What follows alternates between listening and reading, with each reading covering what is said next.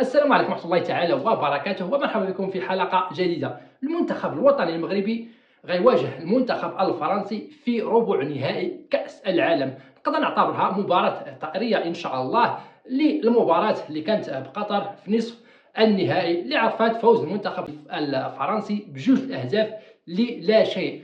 غير باش نفكروا في الظروف اللي لعبنا فيها ديك المباراة، وصلنا لمباراة نصف النهائية بواحد الإجهاد بدني كان كبير نظرا للصعوبة ديال الطريق ديالنا. فراه واجهنا المنتخب الإسباني في الثمن، وبعد ذلك المنتخب البرتغالي في الربع. هاد جوج مباريات انهكتنا من الناحيه البدنيه، زيد عليها العامل ديال الاصابات. فراه في المباراة نصف النهائية ضربوا لنا جوج من أهم العناصر، نايف أجر وحتى رومان سايس ما كانش في الجاهزية الكبيرة باش يلعب هذه النوعية من المباريات.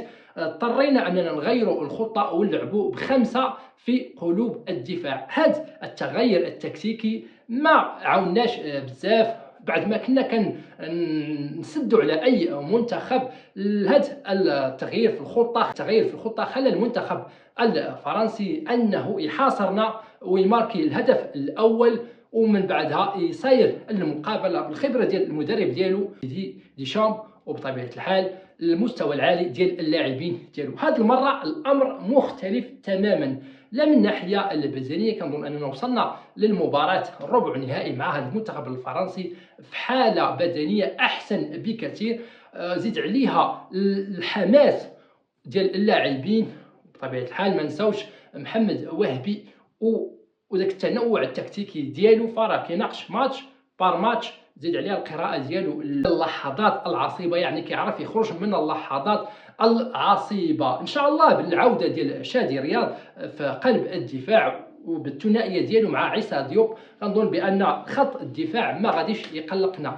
المشكل شويه عندنا غيكون في وسط الميدان، خصوصا باننا كنحس بان لا نائل العناوي ولا حتى بوعدي استنزفوا شويه من الناحيه البدنيه، خصوصا وحنا كنعرفوا دوك المعارك البدنيه، لا مع البرازيل لا مع اسكتلندا ولا حتى مع هولندا، والماتش اللي ما كانش سهل مع كندا. كنظن بان الحاله البدنيه ديال هاد جوج لاعبين هما اللي غيعطيك الافضليه. يعني لا كنا مزيانين من الناحيه البدنيه ومن ناحيه الشراسه والافتكاك، فراه بطبيعه الحال المنتخب الفرنسي منتخب مقدور عليه. هذه المره كنحس بان المنتخب الوطني المغربي قادر انه يخطف الانتصار. ما عرفتش كيفاش، ولكن عندي الثقه الكامله محمد وهبي، عندي الثقه كامله في اللاعبين اننا غنديروا ماتش كبير، وان شاء الله بالفعاليه اللي بدينا كنشوفوها قادرين ان نسجلوا الهدف الاول ديال التقدم، ومن بعد نسيروا المقابلات في الهجمات المرتده ان شاء الله. المنتخب الفرنسي غادي تقول لي الحلول الهجوميه ديالو منتخب مرعب، اي منتخب صعب تواجهه اياه. كقراءه للمنتخب الفرنسي صراحه منتخب مرعب من الناحيه الهجوميه، عنده جميع الاسلحه باش يضربك.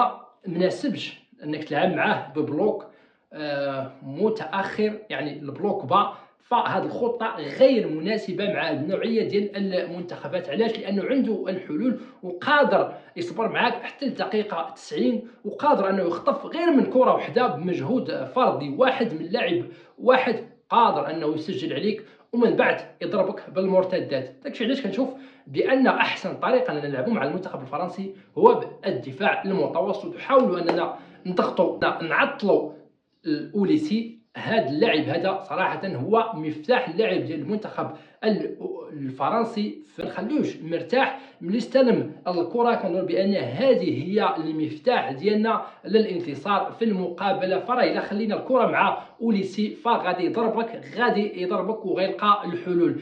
زيد عليها واحد النقطه مهمه ومهمه جدا، اننا نحاولوا نضغطوا على رابيو ونحاولوا اننا نلعبوا الكره ماشي في وسط الميدان، لا على الاطراف، لان لا الظهيرين عندهم ماشي في احسن ما يكون. ونتسناو الهفوه من اوباميكانو مدافع قوي، مدافع صلب، اللي بغيتي قول، ولكن مدافع كيدير اخطاء كبيره. وان شاء الله الهدف ديالنا غتجي من جهه لوكاس دي وحتى اوباميكانو. كنظن بان السر اولا المفتاح ديال الانتصار ديالنا غادي تكون في هذيك الجبهه اللي نتمنى ان بلال الخنوس يدير احسن او لا يعطي احسن ما عنده في هذه المقابله، او لا الا ما كانش مناسب شمس الدين الطالبي عطى اشارات قويه بانه البديل المناسب، ولا حتى كعطاء ان شاء الله غادي يعطينا الاضافه المرجوه.